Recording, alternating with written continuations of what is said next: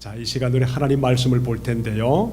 우리 특별히 우리 Father's Day라서 아버지의 마음 하는 마음으로 말씀을 전할 텐데, 우리 창세기 27장 27절에서 29절까지 우리 앞을 보면서 같이 힘차게 우리 같이 한번 하겠습니다. 시작. 야곱이 가까이 가서 그에게 입을 맞추었다. 이삭이 야곱의 옷에서 나는 냄새를 맡고서 그에게 복을 빌어 주었다. 나의 아들에게서 나는 냄새나는 죽게밭의 냄새로구나. 하나님은 하늘에서 이슬을 내려주시고 땅을 기름지게 하시고 곡식과 새 포도주가 너에게 넉넉하게 하실 것이다. 여러 민족이 너를 섬기고 백성들이 너에게 무릎을 꿇을 것이다. 너는 너의 친척들을 다스리고 너의 어머니의 자손들이 너에게 무릎을 꿇을 것이다. 너를 저주하는 사람마다 저주를 받고 너를 축복하는 사람마다 복을 받을 것이다. 아멘. 저는 말씀을 볼 때마다 이게 진짜 과연 이루어질까 하는 그런 의심이 많았습니다. 근데 돌아보니까 이 말씀은 정말 하나님 앞에 예수님의 이름으로 하시는 모든 성경의 말씀은 그대로 이루어지더라고요. 여러분의 마음속에 있는 하나님의 말씀이 여러분의 인생을 이끌어가면서 여러분의 삶 속에 비전이 되기를 바랍니다. 특별히 최근에 결심한 내용 중에 하나가 뭔가 하면은 나이 많은 분들에게 뭐 이래라 저래라 하는 것보다는 젊은 쪽에 포커스를 맞추어서 메시지를 전해야 되겠다, 그런 생각이 새벽 기도하는데 문득 떠오르더라고요. 그래서 소망과 목적과 또 고울을 정한 젊은이들에게 복음적으로 살 수 있도록 거기에 목적을 좀 정해서 말씀을 준비해야 되겠다, 그런 생각을 하고 7월 달부터 한번 도전해 보려고 합니다. 오늘 말씀은 오늘 Father's Day잖아, 그죠? 그래서 Father's Day, 아빠에 대한 마음을 중심으로, 또 이번 주는 우리 한국 민족의 최대의 아픔이었고 비극이었던 6.25 사변이 있는 주간입니다. 그리고 오늘 이 말씀을 통해서 이 아버지들이 하는 좋은 일들과 아버지들이 하는 실수들을 통해서 하나님이 말씀을 통해 기도하는 아버지의 역할이 얼마나 중요한가 하는 말씀으로 이 말씀을 통해서 Heart of the Father 하는 마음으로 이 말씀을 전하고, 또 하나님은 아버지께서 허락하신 특권이 무엇인가, 얼마나 중요한가, 아버지에게만 주어진 특권이 얼마나 귀한가 하는 말씀으로 함께 나누기 원합니다. 오늘 며칠인가요? 오늘 며칠이죠? 6월 19일. 1909년 어느 주일날 아침에 워싱턴 주에 있는 우리 스포케인 소노라 스마트다드라는 여자가, 아빠를 둔 여자가 Father's Day, Mother's Day에 설교를 듣고 있었습니다. 근데 그 말씀을 듣는 중에 이 자매가, 자기 엄마는 자기 일찍 돌아가셨거든요. 자기 태어나자마자 얼마 안 돼서 돌아가셨거든요. 근데 자기는 아빠 품에서 살았는데 자그마치 6명이나 되는 형제 자매를 아빠 혼자, 농부인 아빠 혼자 6자매를 키우면서 굉장히 애를 썼던 것을 돌아보게 된 겁니다. 그래서 아버지의 그런 놀라운 희생에 감사를 하기 시작하면서 소로마는 그 자매는, 소로나 그 자매가 자신의 아버지의 생일인 6월 19일을 맞추어서 파더에 대한 그 희생을 좀 알리자, 그래서 교회에 알리고, 그래서 Father's Day가 시작하게 된 겁니다. 1910년에 시작하고 1972년에 닉슨 대통령이 Father's Day를 6월 셋째 주로 정해서 Father's Day로, 선데이로 그렇게 정해서 시작된 겁니다. 근데 그때마다 이게 엄마의 날에는 무엇을 줍니까? 카네이션을 하나 주는데 Father's Day는 빨간 장미를 하나씩 준다고 그래요. 그래서 오늘 제가 어저께 거금을 들여서 이 장미 하나 빨간 것을 가지고 아빠에게 나누어 드린 겁니다. 그래서 그런 유래가 있더라고요. 자, 제가 자녀들을 키워보니까 역시 딸이 아니면 아무것도 안 되겠다, 그런 생각이 들어요. 그래서 Father's Day 정한 것은 딸이 정한 겁니다. 그리고 역시 아빠의 생각들이 딸에게 많이 가 있더라고요. 말은 안 하지만은 혹시나 다칠까 넘어질까 깨질까 굉장히 딸에게 그 관심이 가 있더라고요. 근데 그런 딸을 나중에 시집 보내면서 울지 않습니까? 그죠? 시집 보내가지고도 그게 얼마나 그의 정성과 관심이 가는지 참 저는 딸이 없는 자녀들에게 꼭 딸을 두십시오 하는 얘기를 자주 합니다. 이렇게 딸을 많이 낳으시고 없으면 꼭 낳으십시오. 그래서 우리 Father's Day에 딸이 만들어 놓은 놀라운 것을 우리가 함께 나누면서 아빠가 얼마나 딸에게 귀하게 대하는가 하는 것을 보면서 정말 Father's Day가 그렇게 탄생했구나 하는 그런 말씀을 전하고, 아빠의 가장된 그 무게가 얼마나 무거운지 아무도 알 수 없습니다. 그래서 가정이 힘들면 자기 책임으로, 또 가정이 무슨 어려움이 있으면은 자기가 잘못해서, 또 가정이 힘들면은, 제가 어저께 갑자기 교회를 생각하면서요, 저는 여러분 그냥 예배만 쭉 드리고 그냥 빠지고 주일날 그냥 아무 생각 없이 사는 것처럼 보일 때가 너무 많아요. 근데 저는요, 매일매일 한 영혼 한 영혼 얼마나 그냥 생각하는지 모릅니다. 아마 목사가 아니면 모를 겁니다. 그럴 때마다 예수님이 생각이 참 많이 납니다. 100명의 99명의 그 양들을 그냥 버려두고 잃어버린 한 영혼을 위해서 그렇게 애를 쓰는 예수님의 마음이 참 가슴에 와닿더라고요. 근데 이러는 상태에 한 영혼 한 영혼 생각하면서 너무너무 귀한데, 어떨 때는요, 교회에서 만나가지고 신앙을 방해하고 세상적으로 데리고 돌아다니고 열심히 전도해 놓으면 싸워서 내보내버리고 너무너무 가슴이 아픈 거예요. 그래서 여러분, 한 영혼이 교회에 들어와서 그 영혼을 관리한다는 것은 굉장히 중요한 힘든 일들입니다. 그러니까 교회에 들어오셔서 우리 신앙생활 하는 영혼들에게 힘들고 어렵고 잘 안 맞더라도 잘 도와주고 애를 써서 그 영혼에 대한 간절한 예수님의 마음으로 성도들을 대하고 그래야 됩니다. 특별히 주일날 엉뚱한 곳에 가시면 안 됩니다. 주일날은 반드시 예배를 드려야만 합니다. 그래서 이걸 통해서 하나님이 기뻐하시는 그런 영혼들이 되어야만 합니다. 이럴 때 우리 하나님 앞에 쓰임받을 수 있고 주님 만날 그 순간에 우리 미안하지 않겠지 않습니까? 그렇죠?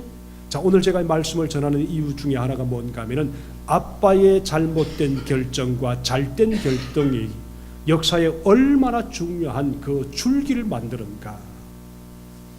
이번 6.25 사변 하면 다들 우리 생각나는 우리 한국의 가장 역사의 비극 중에 비극이지 않습니까? 그것도 역시 마찬가지로 한 남자의 잘못된 결정이 한국 역사의 그 아픔을 가지게 된 배경이 되어버렸습니다. 얼마나 많은 사람이 죽었습니까? 얼마나 많은 사람들이 희생이 되었습니까? 참 힘든 그때가 아니었습니까? 그렇죠? 저는 6.25 사변 이때만 되면 한 몇 가지가 생각나는데, 그 중에 한 가지가 뭔가 하면은 언젠가 다운타운에 갔더니 6.25 사변 참전 용사들의 이름이 써 있는 그 기념비가 있더라고요. 그 속에 이름들이 쭉 있고, 그 다음에 죽었던 사람들이 이미 다 있고, 그 다음에 사연들이 쭉 써여 있고, 그 다음에 거기에 기념했던 내용들이 쭉 있지 않습니까? 언젠가 제가 그 읽으면서 말씀드린 적이 있습니다. 그때 꼭 생각나는 거예요. 아무도 관계없는 한국에 가서 죽었던 6.25 사변 참전 용사. 나 같으면 그래 하겠습니까? 전혀 연고도 없는 아주 시골스러운 그런 작은 나라에 가서 내 생명을 투자하겠는가 이 말이에요. 복음을 전하다가 한다면은 복음 때문에 하늘 상급이나 받지요.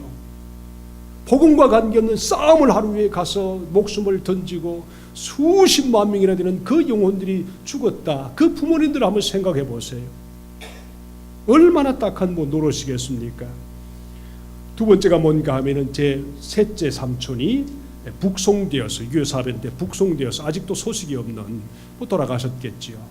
그 모습하고, 그 다음에 우리 교회에서 잠시 신앙생활 하다가 돌아가신 그 어느 자매가 생각나는 겁니다. 6.25 사변 전에는 참 잘 살던 자매였는데 부유한 자매로 참 예쁜 딸로 자랐는데 사변이 나면서 그냥 그 가족이 뿔뿔이 흩어져 버린 겁니다.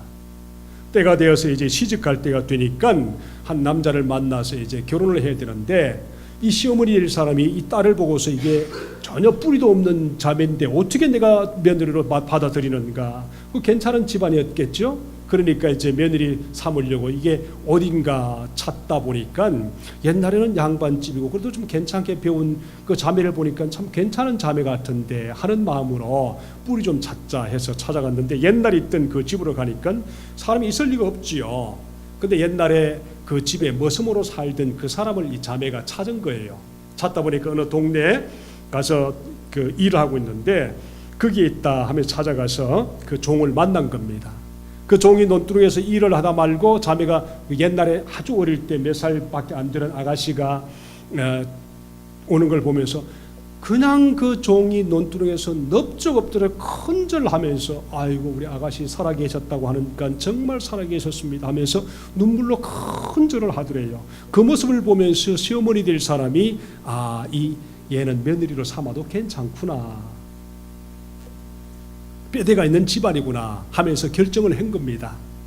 이제 돌아가는데 문제는 이 자매가 일하던 그곳에 이제 결혼 날짜를 잡아놓고 일하러 가는 중에 6.25 사변 당시 이후니까 뭐 얼마나 이런저런 많은 사람이 있었겠습니까? 집차를 타고 오던 어떤 사람이 낯선 사내가 직장에 들어가려고 막 입구에 딱 들어가는 순간에 집차를 탄 그 사람이 이 아가씨를 납치해버린 겁니다. 그리고 그냥 겁탈을 해버린 겁니다. 그리고 임신이 되어버린 겁니다. 그러니까 그 결혼은 깨져 버렸지요. 할 수 없이 임신하고 하니까 그 사람이 가자고 하는 대로 가자 따라오는데 그게 미국이었습니다. 그러니까 미국에 아무도 없지요. 부모도 없죠. 뭐 외롭죠. 그러니까 뭐 얼마나 힘들었겠습니까? 평생에 죽을 때가 다 됐습니다. 제가 이 교회 온 지 얼마 안 됐을 때 그 자매를 찾아가서 쭉 이야기를 듣다 보니까 그 한 많은 이야기를 다 듣는데 보니까 복음이 분명치 않은 거예요. 교회 생활을 오래 하고 또 자기 마음대로 뭐 대충 했다고 하는데 제가 보니까 좀 아닌 것 같아서 쭉 설명하고 왜 우리가 예수 믿어야 되는가, 왜 우리가 예수 믿는 성도로 살아가야 되는가, 인생의 목적이 어디 있는가 하면서 쭉 설명하면서 복음으로 종이에 큰 종이에 써가면서 쭉 썼더니 복음을 받아들이고 울더라고요. 그때까지 아직 복음이 희미했는데 그 복음을 듣고 난 후에 하면서 왜 내가 이걸 미리 듣지 못했던가 하면서 울면서 목사님이 그 종이를 놔주세요. 내가 죽음에 무덤에 갈 때 꼭 품에 안고 할게요 하면서 얘기하더라고요. 그때 제가 했던 말이 아직도 기억납니다.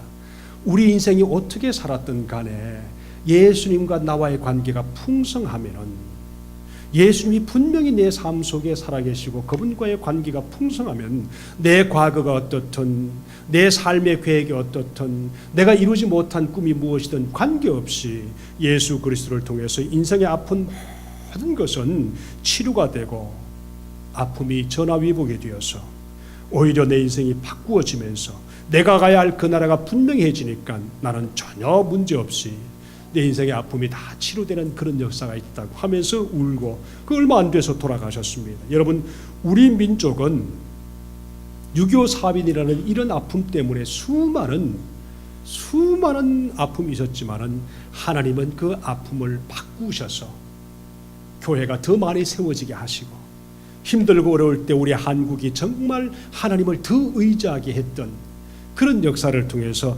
한국이라는 작은 나라가 전 세계에 가장 많은 선교사를 보내는 그런 나라가 됐고 이제는 그래도 정말 어느 정도 살만한 그런 나라가 됐는데 이제부터 예수를 믿는 저와 여러분이 예수님 때문에 바로 살아야 됩니다.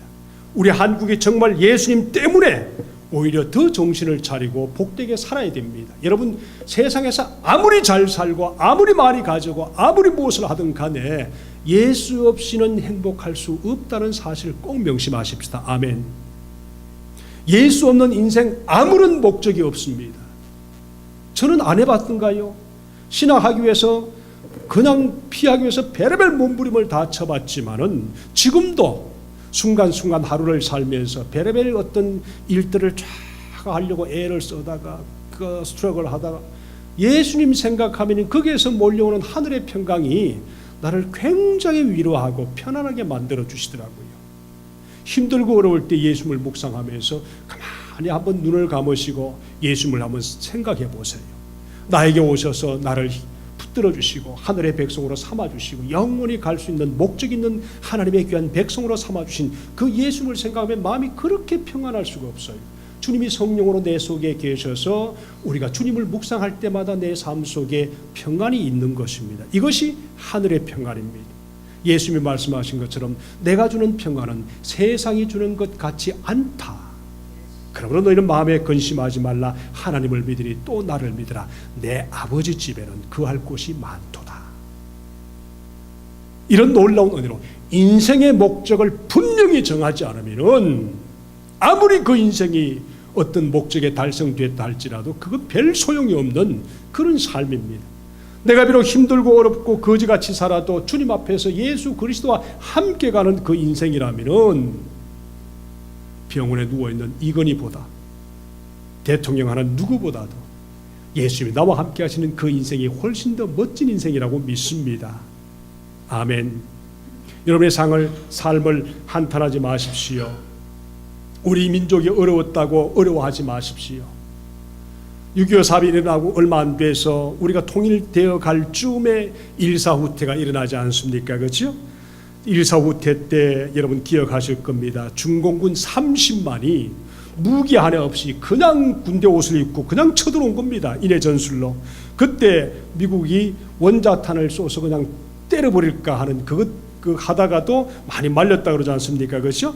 그때 우리 유엔과 미군이 우리 민족을 위해서 얼마나 고마운 일을 했습니까? 그때 그 배경을 가만히 들어보면은 얼마나 참 감사합니까? 그걸 통해서 만들어진 영화가 최근에 나온 영화인데 그게 무슨 영화죠? 국제시장. 다들 울었다 하길래 저도 한번 울고 싶어서 한번 봤더니 진짜 울게 되더라고요. 근데 그걸 봤던 사람은 6.25를 경험했던 그 사람들은 그걸 너무너무 시시한 영화래요. 그 정도는 아니래요. 그보다 훨씬 더 했대요. 그러니까 영화를 통해서 우리가 6.25 3.1을 잠깐 보지만은 우리는 상상할 수 없는 그 전쟁의 아픔을 겪어본 사람들은 압니다. 그때 북한의 흥남부두에서 미군 화물선이 그야말로 피난민들을 태우고 내려왔던 유명한 그야말로 흥남부두 사건, 이것은 요즘도 기네스북에 가장 많은 영혼들을 우리 구원해낸 그런 사건입니다. 요즘 같으면 아마 요즘 그 사건이 있었다면 분명히 노벨 평화상을 받을 수 있는 그런 사건이었을 겁니다. 그때 한 장교가, 한국 장교가, 아빠라는 한국 장교가 미국 그 군대를 우리 설득을 해서 정말 조그마한 배를 통해서 얼마나 실었는가 하면 14,000명, 60명이 타야 되는 성선 인원인데 60명의 수십 배가 되는 14,000명의 피난민들을 태우고 부산 거제도 앞바다 동안 3일 동안 가서 많이 구원한 그 사건, 지금도 기네스북에 있는 유명한 사건이 아닙니까? 그때 미국의 10군단 사령관이 미국 국적의 화물선인 메레디스호를 우리 60명 태울 수 있는 그래서 가지고 이제 피난민들을 이렇게 오는데 참 재밌는 것은 그 속에 있던 많은 무기들을 바다에 다 던져버린 겁니다. 전쟁하러 갔는데 무기를 던진다는 건 상상이 안 되는 일이지요. 그 배 속에 있는 무기를 다 던져버려라. 그리고 피난민들도 보자기를 하나씩 다 들고 있는데 그 보자기가 중요한 게 아니라 다 벗어버리고 던져버리고 사람이 한 사람씩 손을 잡고 태워가고 했는데 무기를 버리고 보따리를 버리고 60명 타야 할 화물선에 그 올라탄 피난민들이 14,000명, 상상이 안 되는 거지요. 사람이 중요하니까. 그리고 배는 흥남부두를 떠나고 폭탄을 동원해서 흥남부두에 그것을 파괴해버리고 중공군이 더 이상 못 오도록. 그때 얼마나 추웠겠습니까? 기록에 보니까 30도래, 영하 30도래요. 영하 30도면은 여기에 페론하이트로 네거티브 한 20 정도가 될 겁니다. 견딜 수가 없지요. 사람이 얼마나 독한지는 그걸 보면 알 수 있습니다. 14,000명이 탔습니다. 3일 동안 갑니다. 그 정말 척박하게 설 수도 있고 앉을 수도 없는 그 장소에서 그 3일 동안 가는 길에 아이들이 5명 태어났대요. 처음 듣는 얘기 아니죠. 저는 사실 얼마 전에 들었습니다. 몇 년 전에 들었어요. 이런 역사도 있었구나. 아이들이 태어났는데 너무너무 재밌는 게 미국 사람들이 뭐 한국 이름을 잘 모르니까 그때 이름 붙여준 이름이 너무너무 재밌습니다. 혹시 아는 분이 계세요? 그때 아이들 5명 태어났는데 아이들 이름이 김치 1, 김치 2, 김치 3, 김치 4, 김치 5, 김치 5라고 이름을 지어서 애들이 5명이 태어난 거예요. 14,000명이 배를 타고 가는데 한 사람도 거기서 죽지 않고 오히려 5명이 더 세이브가 되고 새로운 영혼이 태어나서 그 제도에 정착을 했는데 그것이 정말 우리 민족 역사 속에 아픔이었지만 기적 중에 기적이었어요. 오죽하면 기네스북에 그 배를 기록을 해뒀을까요? 이만큼 우리가 사람에 대한 관심을 가지고 아빠가 다른 사람의 영혼에 대해서 관심을 갖는다면 얼마든지 우리는 이런 놀라운 아빠의 정신으로 놀라운 역사를 이룰 수가 있습니다. 그때 그 레널드 라루라는 그 선장이 10년 후에 이렇게 기록해뒀습니다. 10년 전 지구 반대편에서 한 놀라운 경이로운 항해를 잊을 수가 없다. 그것은 기적이었다. 그리고 사흘 동안 하나님이 우리와 함께 했다는 것을 나는 잊을 수가 없다. 그분이 그렇게 기록했습니다. 정말 사람을 얻고 사람을 건진다는 것이 이렇게 놀라운 우리 역사 속에 놀라운 기적이 된 겁니다. 근데요, 성경 속에 진짜 우리가 배워야 할 아빠의 마음이 무엇인가? 바로 창세기 27장에 나와 있는 내용입니다. 자, 우리는 예수님 이름으로 기도하는 모습을 너무너무 우습게 생각합니다. 그냥 기도하라니까 기도하고, 기도 안 하니까 좀 이상하고, 그래서 형식적으로 기도하고 그냥 말아버리지만은 성경 속에 기록된 이 간단한 기도가 그 후손과 그 인생의 역사를 새겨버렸다는 사실, 너무너무 놀라운 것이 아닙니까? 그러므로 기도는 한 사람이 하나님 앞에서 앞으로 어떻게 살아야 될 것인가를 결정짓는 중요한 하나님과 인간의 약속이 되는 것입니다. 여러분, 얼마나 기도를 우리가 쉽게 생각합니까? 한번 따라합시다. 기도는 미래가 된다. 기도는 미래입니다. 저는 그걸 확실히 믿습니다. 기도는 미래입니다. 왜요? 우리가 기도하는 것은 내가 뭔가를 하고 싶은 관심이란 말이에요. 문제가 생기니까 기도하지 말고 문제가 없을 때 미래를 만들어가는 기도를 하는 것이 성도들이 얼마나 중요하게 우리가 해야 할 것인가. 그래서 너희가 무엇을 기도했는지 예수님께서 그대로 되리라 하면서 요한복음 14장 13절 14절에 그런 얘기했습니다. 너희가 내 이름으로 무엇을 구하든지 내가 시행하리니 이는 아버지로 하여금 아들로 말미암아 영광을 받으시게 하려 함이라. 내 이름으로 무엇이든지 내게 구하면 내가 시행하리라. 하나님의 약속입니다. 여러분, 아브라함이 이삭을 위해서 기도했습니다. 그대로 됐습니다. 이삭이 눈이 멀었습니다. 나이 많아서 이제 자기 아이들에게 기도를 해서 마지막 떠나갈 준비가 돼야 되는데 기도하는데 누굴 위해서 기도했습니까? 야곱을 붙들고 기도했습니다. 근데 그 기도한 내용이 그대로 됐다고 성경에 나와 있습니다. 야곱은 나중에 12아들을 붙들고 어떻게 기도했습니까? 기도한 그 내용이 창세기 45장에 되어 있는데 그대로 된 거 아닙니까? 남자가 주님의 이름으로 기도하는 것은 하나님과의 약속이고 그 가정을 세워가는 놀라운 은혜가 됩니다. 그럼 여러분, 남자들이 집에서 뱃것하지 말고 기도하면서 기도의 영역을 가지고 우리가 신앙생활을 하는 것이 너무너무 중요합니다. 그래서 12아들의 기도하면 그대로 됐고 역사가 되었습니다. 그러므로 아버지의 영적인 마음과 기도가 그 영혼 속에 그대로 흘러간다는 것이 하나님의 꼭 놀라운 은혜가 된다는 사실입니다. 여러분, 우리 아직 결혼하지 못한 자매들이 계시면은 믿는 남자를 만나십시오. 좀 어벙하고 바보 같아도 똑똑한 세상 사람보다 낫습니다. 믿는 남자를 만나는 것이 그 평생에 그 인생을 제대로 가게 하는 놀라운 은혜입니다. 믿는 남자 만나시고 그런 가정 만드시기 바랍니다. 아니, 한 사람 전도해서 나중에 그 사람이 예수 잘 믿어서 장로 만들죠? No way. 결코 그렇지 않습니다. 믿지 않으면 아예 쳐다보지도 않는 것이 중요합니다. 그러나 예수 믿는 하나님의 남자라면 좀 약해도 괜찮습니다.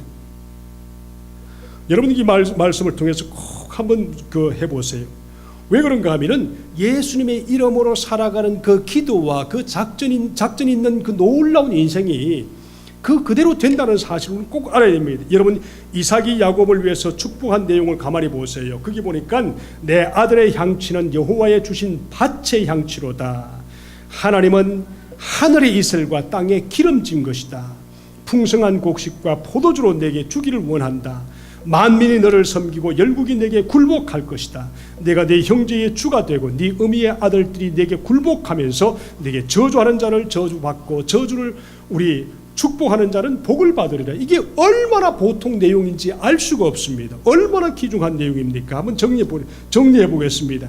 개인 가정의 이야기인데 하나님은 그 개인 가정의 기도를 통해서 그 인생의 후손과 그 모든 민족의 지경을 넓혀 주셨습니다. 정리하면 이렇습니다. 자, 거기 말씀 보세요. 밭의 향취로다. 그러면서 하늘의 이슬과 땅의 기름진 것이다. 그리고 풍성한 곡식과 포도주가 거기에서 나온다. 이것은 내 자녀가 세상에 살 동안에 개인적으로는 일용한 양식에 어려움이 없도록 살길 원한다. 이게 하나님의 마음입니다. 아빠의 마음이지요. 그래서 우리가 기도할 때, 자녀를 위해서 기도할 때 뭘 기도해야 됩니까? 이놈이 혹시 홈레스나 되지 않을까 이런 생각하지 말고, 내가 이 아들을 위해서 기도하면은 이놈은 반드시 주님의 이름으로 한 기도이기 때문에 그대로 될 것이다는 이 이삭의 기도가 야곱의 그대로 진행된 것처럼 아예 담대하게 믿으면서 그렇게 기도해 버리는 겁니다. 일용할 양식 때문에 고생하지 않는 자녀가 되게 도와주세요. 두 번째는 뭔가 하면은 세상에서의 영향력, 지도력입니다. 내 아들이 가서 매일 한 대 얻어맞고 오는 그런 아들을 보고 싶은 부모가 어디 있겠습니까? 세상에서 영향력을 끼치고 지도력을 통해서 많은 사람들에게 좋은 인재로 살아갈 수 있는 그런 영적인 리더십을 말합니다. 뭐라고 그랬습니까? 만민이 너를 섬기고 열국이 내게 굴복할 것이다. 네가 네 형제의 주가 되고 내 어머니의 아들들의 네게 굴복할 것이며. 얼마나 멋진 모습입니까? 지도력. 남자는요, 어벙하고 바보 같아도 그 속에 호랑이 같은 사자가 숨어 있기 때문에 남자는 절대로 시시하게 함부로 대하면 안 됩니다. 아이고 저 인간 이렇게 하면 안 됩니다. 남자는요, 비록 금방 쓰러진다 할지라도 그 속에 엄청나게 호령할 수 있는, 포효할 수 있는 그게 숨어 있단 말이에요. 그리고 세 번째 뭘까요? 영적인 특권입니다. 영원한 복지를 향한 하나님이 남자에게, 아빠에게 준 놀라운 그 권위가 거기에 있단 말이에요. 그래서 너를 저주하는 자는 네가 저주를 받고, 그가 저주를 받고 내게 축복하는 자는 네가 복을 받을 것이다. 이 기도의 위력이 얼마나 대단합니까? 여러분 그러십시오. 남자들이 기도할 때 그런 기도를 하십시오. 저놈이 나한테 못 살게 하면 하나님이 갚으실 것이다. 반드시 갚아요. 그렇게 일부러 기도하면 안 되지만은 어쨌든 그렇게 해야 된다는 거죠. 이런 놀라운 은혜를 가지고 있어야 됩니다. 그래서 야곱이 허물이 있음에도 불구하고 이삭의 축복을 그대로 하나님께서 만들었던 것처럼, 다 이루어졌던 것처럼, 우리가 비록 허물이 많은 하나님의 백성이고 아들이라 할지라도 우리 아빠로서 자녀들에게 물려주고 싶은 그 마음은 이삭이 가진 그 마음과 똑같은 것입니다. 이것이 바로 하나님께서 아빠에게 준 놀라운 마음이라는 것을 믿습니다. 이처럼 우리가 신앙생활하면서 생명을 귀하게 여기고 아버지로서의 역할을 잘 감당하는 놀라운 은혜가 있다면 그 가정은 반드시 살아날 것입니다. 한번 우리 그림을 보면서 또 우리 유튜브를 보면서 우리 흥남부도 사건 그걸 보면서요, 제가 하나 용서를 구할 것은 그때 있었던 그 흥남부도 사건의 그 노래가 있는데 그걸 노래를 듣다 보니 일주일 내내 그냥 그 노래만 자꾸 머릿속에 웅얼거리는 거예요. 아우 세상에 혼났어요. 그 뜨름을 주여 주여 하면서 살았는데 한번 보십시다. 자, 흥남부도 사건 메르디스 홀을 한번 보시고 얼마나 우리가 대단한 우리 민족이었고 죄 많은 민족이었는데 하나님이 얼마나 우리가 교회를 세우시고 얼마나 우리를 복을 주시는가, 우리가 어떻게 해야 될 것인가 한번 그림을 보면서 한번 나눠보십시다. 보세요. 원래 그 뭐 중국 그러면 삼국지 그래갖고 뭐 지략이 뛰어나다 그거 다 필요 없어요. 그냥 전술 하나, 임해 전술입니다. 얼마나 군인 숫자가 많았냐면 뭐 속설이겠지만 이런 말이 있습니다. 무기 숫자보다 군인 숫자가 더 많았다. 그래서 세 병사당 한 명만이 소총이 주어지고 나머지 두 명한테는 피리하고 꽹과리를 줬다는 거 아닙니까? 그리고 실제로 이 사람들이 밀고 내려오는데 낮에는 제공권을 장악해가지고 이제 우리 유엔군들이 이제 조준 폭격을 해버리니까 땅굴을 파갖고 그 안에 숨어 있어요. 그때 중국군이 판 땅굴이 6,700km에 달하는 만리장성의 길이하고 같았다라는 말이 나올 정도 땅굴을 많이 팠어요. 밤이 되면 피리를 불면서 전진을 하게 됩니다. 무서운 거죠. 당시 유엔군은 충격과 공포에 휩싸게 됐습니다. 영하 30도에 달하는 개마고온의 추위와 밤마다 30만 명이 부르는 피리 소리, 너무 무섭죠. 그래서 속절없이 우리는 다시 후퇴를 하게 됩니다. 이때 적의 포탄이나 파편에 맞아 죽은 병사보다는 추위에 온몸이 동상으로 썩어가서 죽은 병사가 더 많았다라는 거 아닙니까? 그래서 결국 우리는 51년 1월 4일 날 여기는 서울을 다시 빼앗기게 되니 이것이 가슴 아픈 일사 후퇴가 됩니다. 자, 근데 문제는 또 여기 있었습니다. 중공군들한테 퇴로를 차단당한 미국의 10군단 같은 경우는 보시다시피 여기는 흥남부도에 고립이 돼 있었습니다. 그럼 여기는 배로 탈출을 시켜야 될 거 아닙니까? 그래서 미군 10만 명이 군수물자 35만 톤을 가지고 여기서 탈출하려는 엄청나게 큰 작전을 세웠으니 이것이 바로 흥남철수였어요. 근데 당시 미군들한테는 눈앞에 놀라운 상황이 펼쳐지게 됩니다. 문제는 뭐냐면 피난민 10만 명이 몰려든 거예요. 우리도 데려가 달라는 거죠. 우리는 유엔군한테 끝까지 협조했던 사람들입니다. 만약에 북한군이 우리 마을을 점령하게 되면 우리는 모두 죽어요. 학살당합니다. 제발 우리를 데려가세요라고 호소를 합니다. 미군은 고민했죠.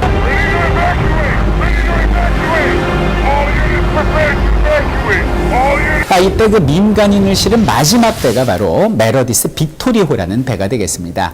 정원이 60명밖에 안 됩니다. 화물선이거든요.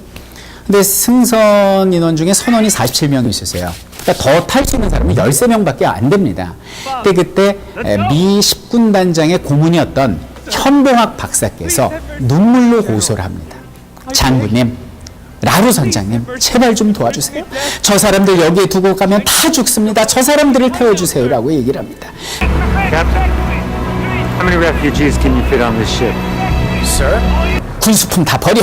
다 내려놔. 이렇게 된 거죠. 그래서 25만 톤의 군수품을 버리고 그보다 몇 배 더 중요한, 몇 백 배, 몇 천 배 더 중요한 인간의 생명을 살리기로 결정을 한 겁니다. 그래가지고 승선인은 60명인데 거기에 14,000명이 타요.